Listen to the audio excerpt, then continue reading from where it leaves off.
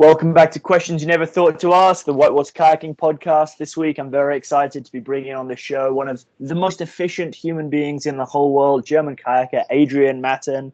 Adrian, welcome to Questions You Never Thought to Ask. How are you doing? I'm fine, thank you. How are you doing, Seth? Thanks for having me. Just stoked, bro. Stoked to finally get this interview done with you here. I'm going to rock straight into it here. Currently, I'd say your most of your notoriety is coming from the YouTube channel that you share with Brent Orton called Senders, where you're listed as a highly efficient German fellow. But in that introduction, in a bunch of the older videos, inefficient is spelled incorrectly. Is that on purpose, or what's the story behind that? I actually still believe it's spelled incorrectly. To be honest, that was a typo which slipped our tired minds at 3 a.m. in the morning when we were cranking that intro out.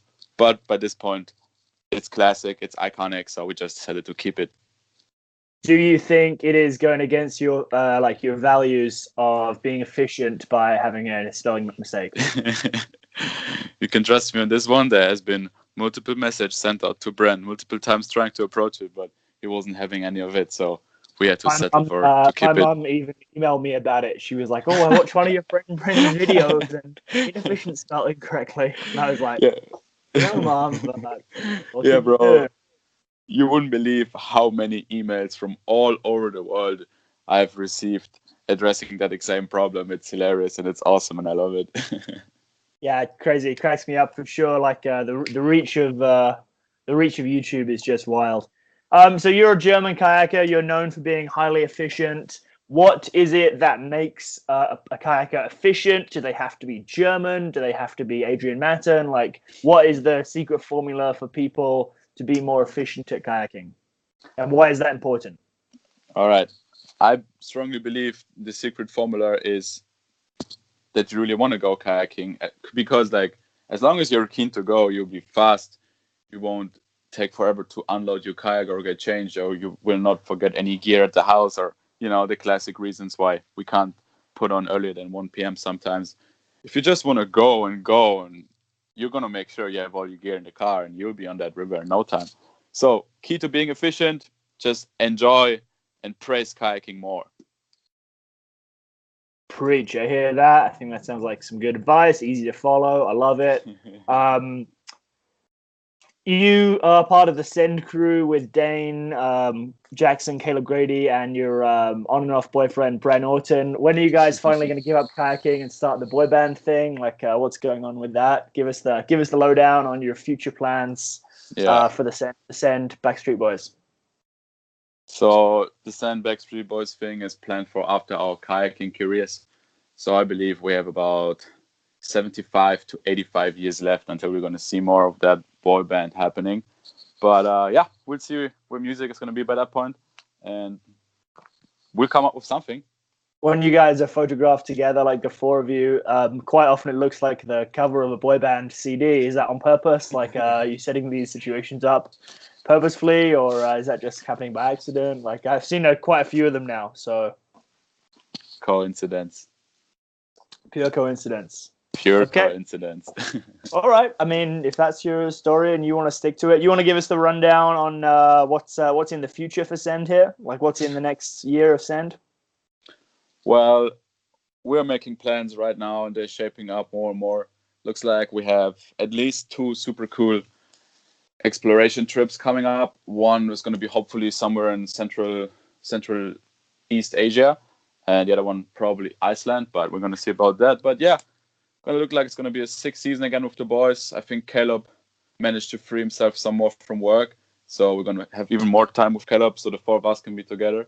And yeah, with the snowfall right now in Europe, I think we're going to have a 6th season over there as well. So I think 2019 is going to be an awesome year for us as Send in terms of kayaking, but also in terms of making awesome movies, getting it dope unleashed out there, and growing every single aspect possible.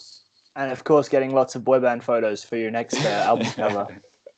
For the gram.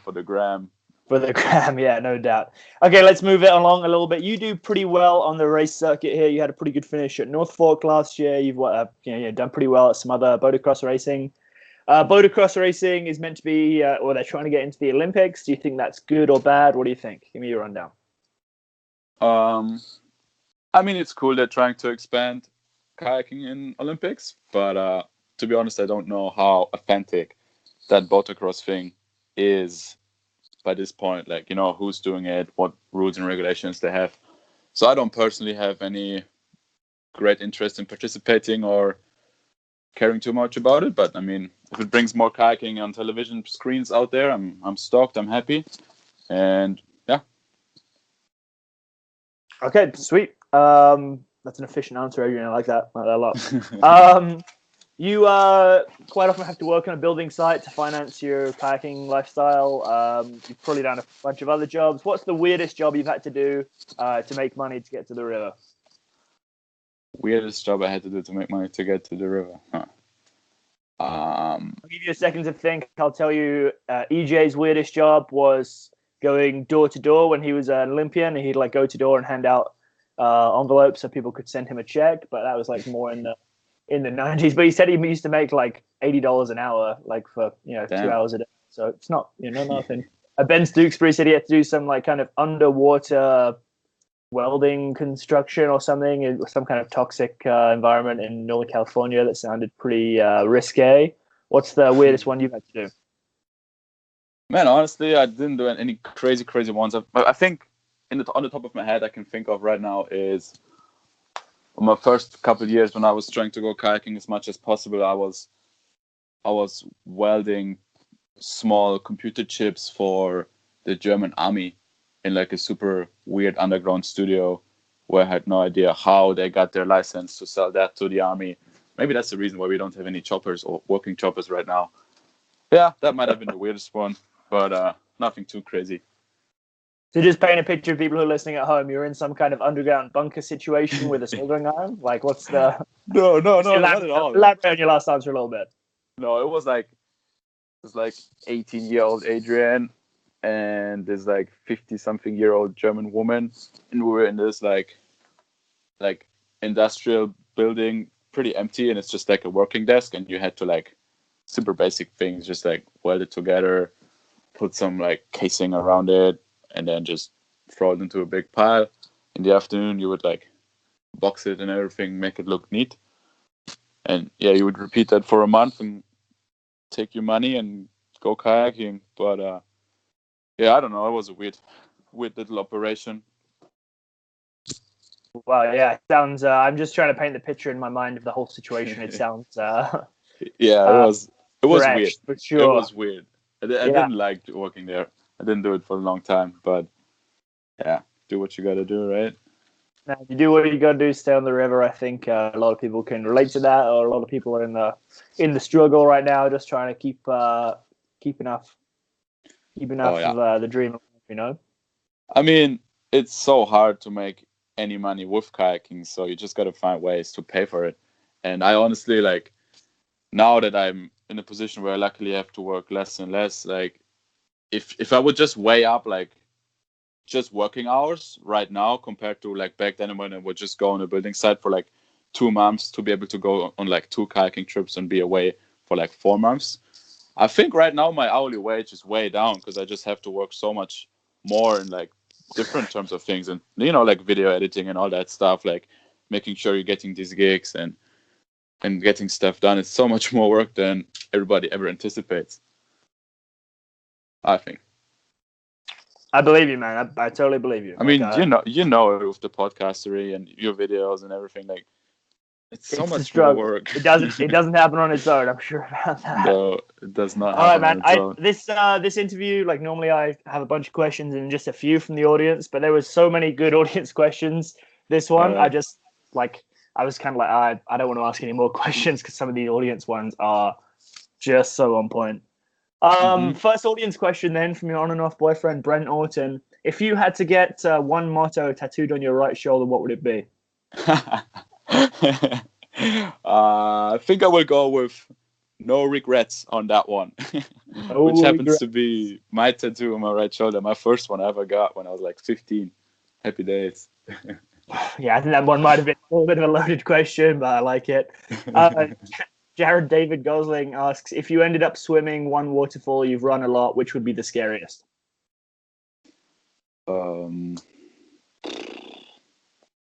I don't know, man.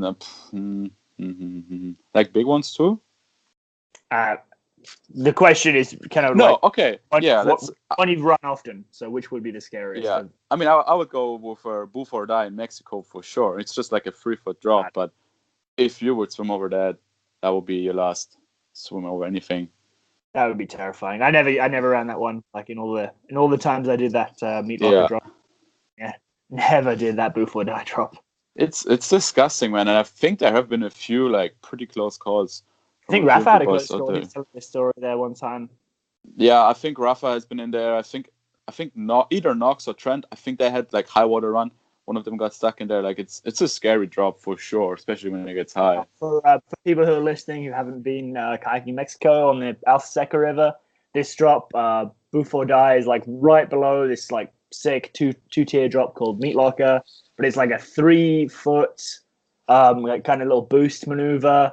But you're trying to boof like out of this little room of doom, like cauldron that all backs up into this hole. And the exit is like exactly 2 boats wide, so it's not a very big target you're shooting at. Is that a pretty accurate description, Adrian? Yeah, and you have that ball coming from the left wall, which is like moving your boat, like kind of like moving it to the right. So it's like not an easy like aim and shoot. You gotta like anticipate what the ball is gonna do to your kayak and not get caught in an edge and everything. Yeah, it's dangerous. Yeah. For sure, I did not mess around with that one in all the time I spent down there. Kirby 30-30 between Bren and Dane. Who would you want to cook for you for 1 week? Bren. Bren. Yes. Not even a hesitation there. It was like no. Definitely Bren. I love Dane, but I think when it comes to cooking, he is not the genius he is on the water. Maybe not yet. I don't know. But Bren's cooking is awesome. It's healthy. It's usually pretty cheap. It's vegetarian, but whatever. It's good. It's good. Gets you going. Yeah, it gets you going. Woo! If you were stranded, actually, sorry, we'll come back to that one in a minute. That's a really good one. If you had to fight one other Send member to the death, who would you fight and why? I'll go again with Bren. Reason is, I think it would be a pretty savage, funny fight. Yeah, like it would be funny. It would be funny. Sometimes, like when it comes to like team dynamics, there's definitely sometimes we both realize that like maybe Europeans are like a little bit more tough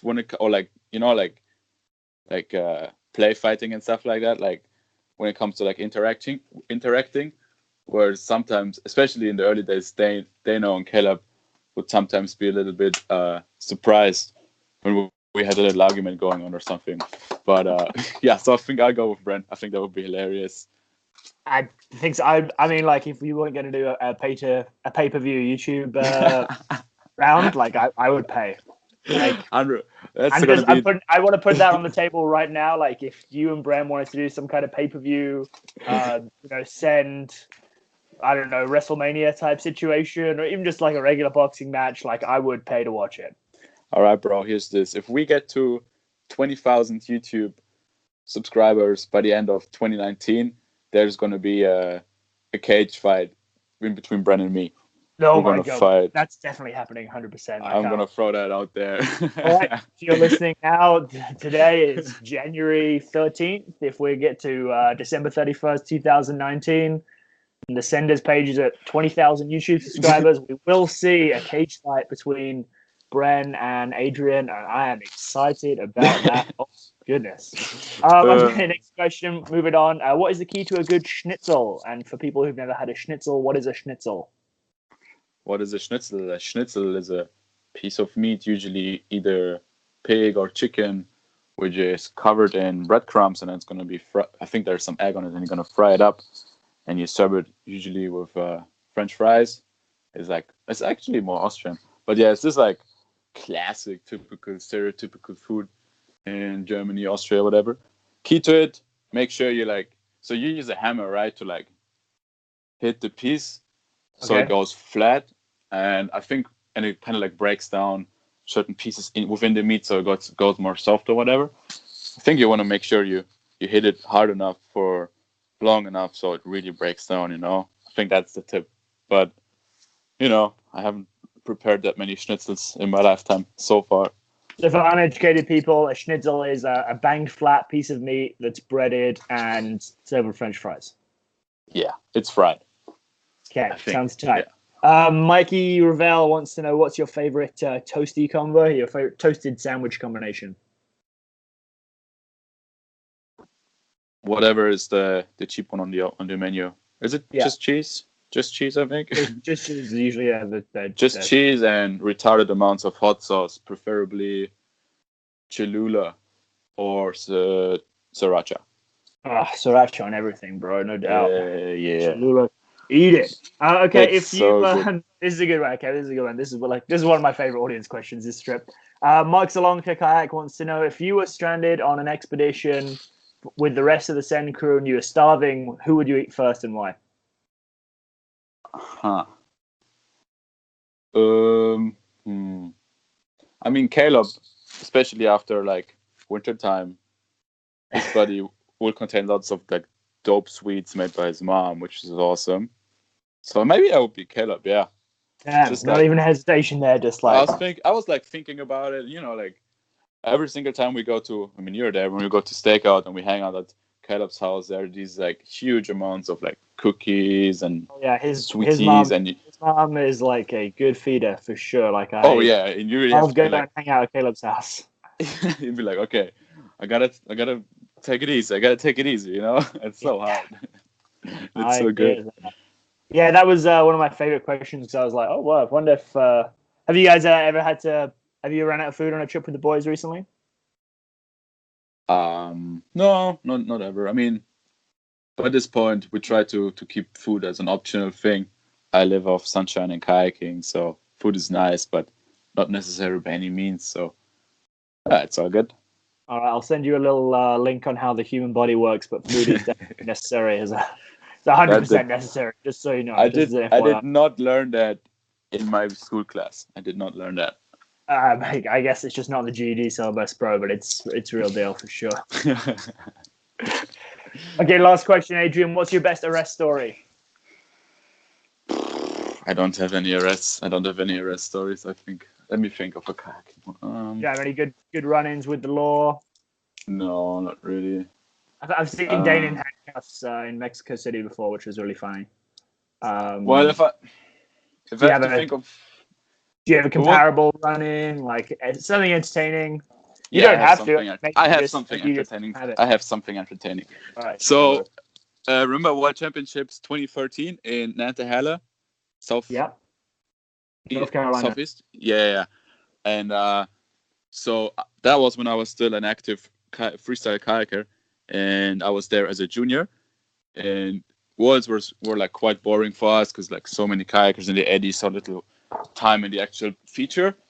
So we would go out at night and like hang out with other people, and the only people around were the Irish. So we started like wrestling with them. We just did like small fights close to the hole at night where there was like a light, and we would fight for like a little bit.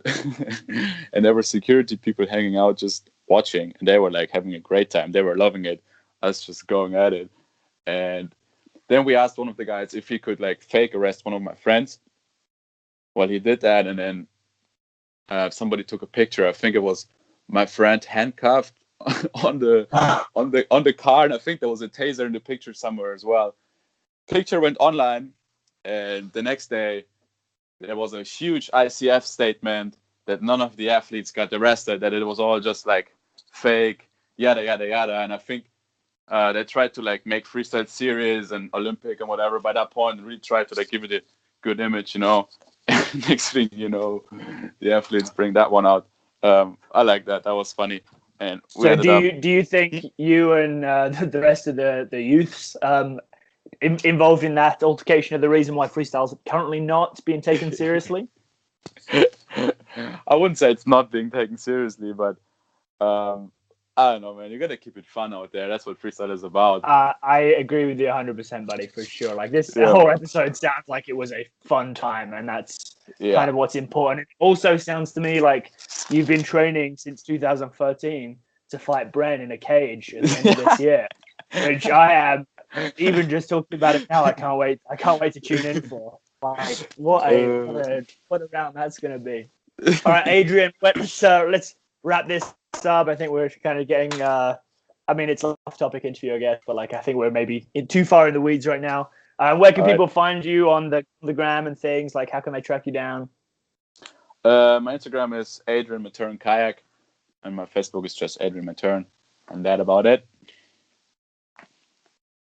Oh, and obviously you're on YouTube as Senders with Brennan. Yeah, I was about to say, like, that was my personal, and then Brennan and me, we are running the Senders YouTube channel where we try to, as regularly as possible, do little or longer cool updates, tutorials, stuff like that, all around kayaking or our travels, where we are, what we're up to. And besides that, obviously the Send channel with the big edits from like big trips and video projects. Yeah, I guess these are our outlets. Sure. Okay, great, Adrian. Thanks for taking the time to talk to me. Really appreciate it. If you've enjoyed questions you ever thought to ask, make sure you hit subscribe.